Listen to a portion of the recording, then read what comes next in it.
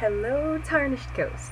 It's me, Phaynel, the Ranger, and you might have seen me out there. I like to World vs. World a lot, and what I really like to do is World vs. World on my Ranger, even though I do have a thief. But I run into a lot of Rangers who don't know some really basic things that might help them be better at fighting and not dying, especially that last part. And so this video is going to contain two things.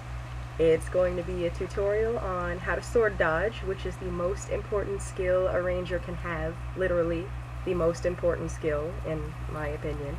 And also it's going to be a little bit about my build, which you can use to lay down some serious bursts on your enemies. But first, let's go with the sword dodge. Also, check out my character.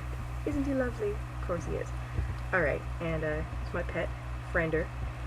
Alright, so me and Friender are going to show you how to sword dodge. In order to sword dodge, you need a sword, like that, one-hand sword. And another thing you need is you're going to need to change some of your settings. So let's go into our settings, and the first thing you're going to need to do is, see this box here, auto-targeting? Turn this off. Turn this off. This is the worst thing in the game. If you're still playing with this, stop. Don't do it.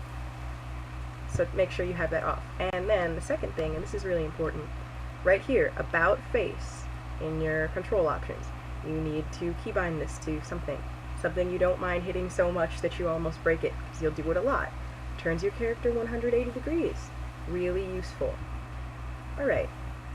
Those are the only two things you really need to do besides have the one-hand sword. Oh, and turn your auto attack off. Just do it. Alright. Now let's have a little example of how to sword dodge. See this firefly? Let's pretend this firefly is a scary group of invaders that are trying to kill you. They're charging toward you. What are you gonna do? Well, you can use your number 2 hornet sting attack on your sword to dodge away from this firefly twice. But you can only do it twice if you use about face. So I'm just gonna demonstrate it. But the basics of it is you tap sword 2 once to evade backwards from the enemy, then you hit your about face keybind, and actually before you hit the about face keybind you need to drop your target. So you probably are going to have this firefly targeted if you were fighting them. If you're not fighting them, you won't have them targeted and you won't have to do that. Just make sure you have no target when you try to do this. So you use your sword 2 to evade back from them, then you hit about face at the end of that, and you have a short window to do this, so make sure you do it quickly. Immediately after that, you need to hit the 2 again, now facing the other direction, like this. Look how far away from that firefly I am now. And for the first half of that, I was evading, so if they tried to hit me with anything, it wouldn't work. And then somewhere in the middle, I get to turn around and leap away. Now I'm all the way over here. I could hide behind this thing. I could keep running. I could do it again. I could go up the stairs. Or maybe I can't, because apparently it didn't happen that time. Well, that was a weird place. Anyway, I'll just show it a few more times on this flat area, since apparently sometimes it doesn't work. Yeah, very reliable. That's the first time I've ever had that not work, while I'm recording, of course. As you can see, my Hornet Sting is a 6.5 second recharge. That is not the normal recharge. I believe it's 8. This is traded because I can't get enough of sword dodging, so I want to do it as much as I can. And also, your sword 3 is another evade, so you can, chain them together, do all sorts of cool stuff. If you want to do this and then this, you can. You just don't have a lot of time, so make sure you... Because it's really not a lot of time. Like, look how much time there is to pull off the second one before it goes away. Really not that much, so make sure you do it fast.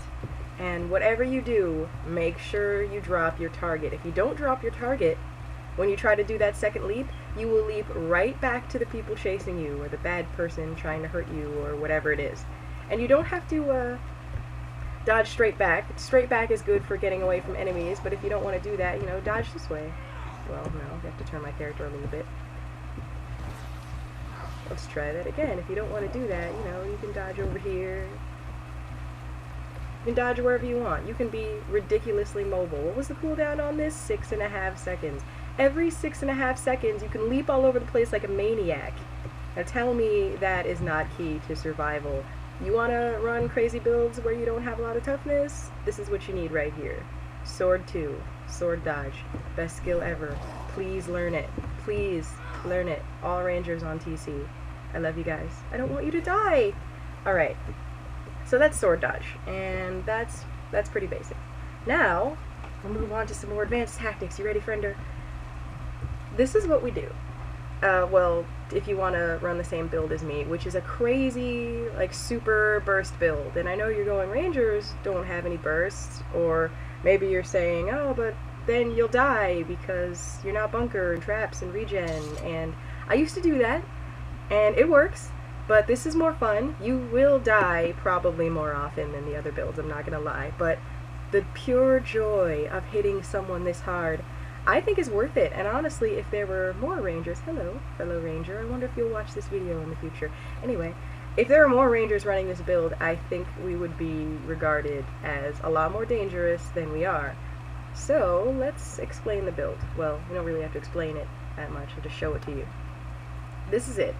And obviously, you know, I could go over each one of these things and explain to you why you need all of them, but the wiki exists for that, and literally just with this image right here, you can go look up what all of this means. So I don't have to do that, and I'm not going to, but that's the build. This is the important part. Your equipment and your weapons. You'll notice that I'm running 2 of the exact same set of weapons. I know you're probably like, what? Why would you do that? I'll explain it. But here's the gear. The armor is a Valkyrie with ruby orbs. And see, oh, I'm such a bad, look at this rare. Yeah, you know what? You know why it's rare? Tell me when Balthazar's open. That's when I'll get the exotics. Seriously, send me a mail. Tell me when it's open. I will go buy those. And here, this is the important part. You see how each one of these axes has superior sigil of intelligence? On both of them. Exact same setup. That is what makes the build work. And the focus of this is to have as much power and as much critical damage as possible. See, my food buffs wore off, so I don't have as much, but 85, that's enough. Precision, not so much. Don't worry about this. That's what these are for. These sigils make it so that the next attack you do after you swap to your weapon is an automatic crit. So all you have to do is weapon swap, and the next thing you do gets a crit. Another reason why you should turn your auto attack off. You do not want to accidentally waste this on an auto attack. You'll be mad. You'll be mad. Alright, so here's how it works. You have to be in combat for this to work. And that is the one drawback of this build. Because really, it's pretty perfect in my opinion, except this. Because you're running 2 of the exact same weapon set, for a reason that I'll explain, you don't really range. So if someone is away from you and you're running toward them, and you're like, oh, I want that guy, you don't want to use your Path of Scars to hit them to get yourself into combat, because that'll waste your first Path of Scars, and as I get into the build, you'll see why you don't want to do that. So I run this Grasping Vines to get an IMOB on people who are running away from me. The only problem is that if you're not a Sylvari, you won't have this, so, you can modify the build if you want to, but a lot of the times what I'll do is I'll actually use Sword Dodge to catch up to people who are running from me, because I run the Swiftness Signet, and if they're running, I can just as easily reverse this part of the Sword Dodge to evade and leap toward them. See, that's why Sword Dodge is the best thing you can do as a Ranger. But let me explain to you how the build works. Keep rambling all over the place.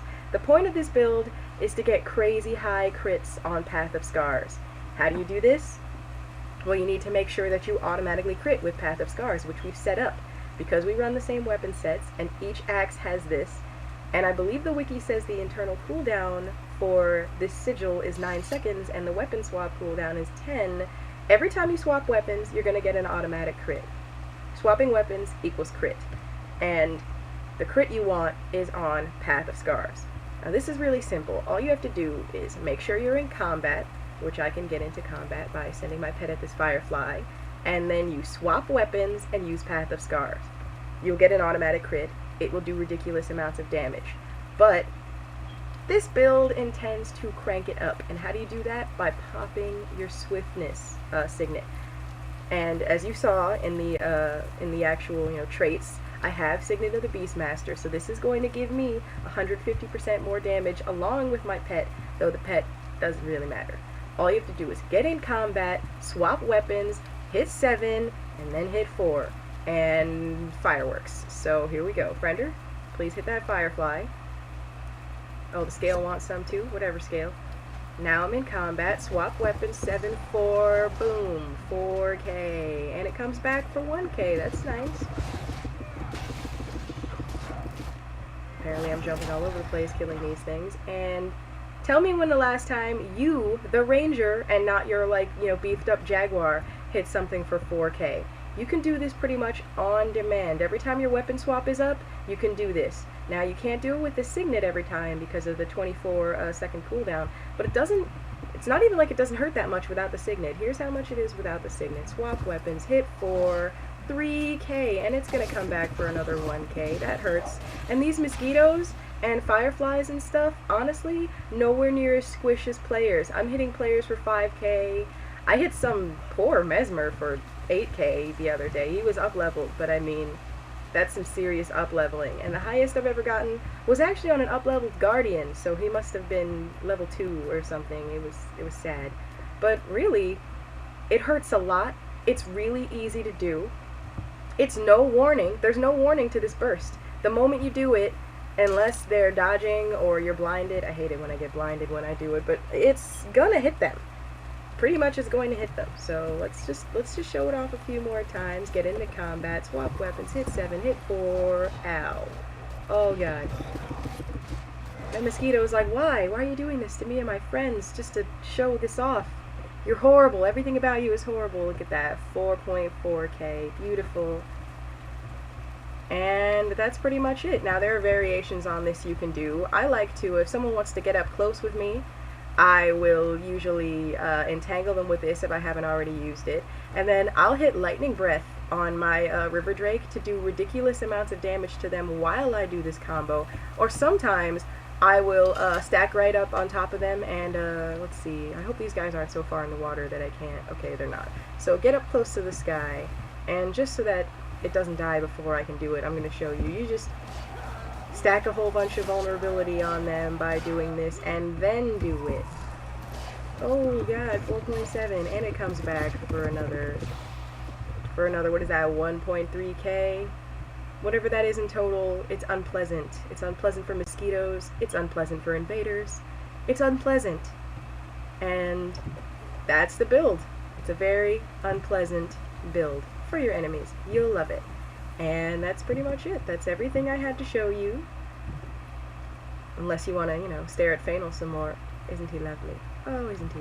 But, yeah, and so that's it. So thank you for watching this video, if you did. And if you're a ranger, feel free to try out this build.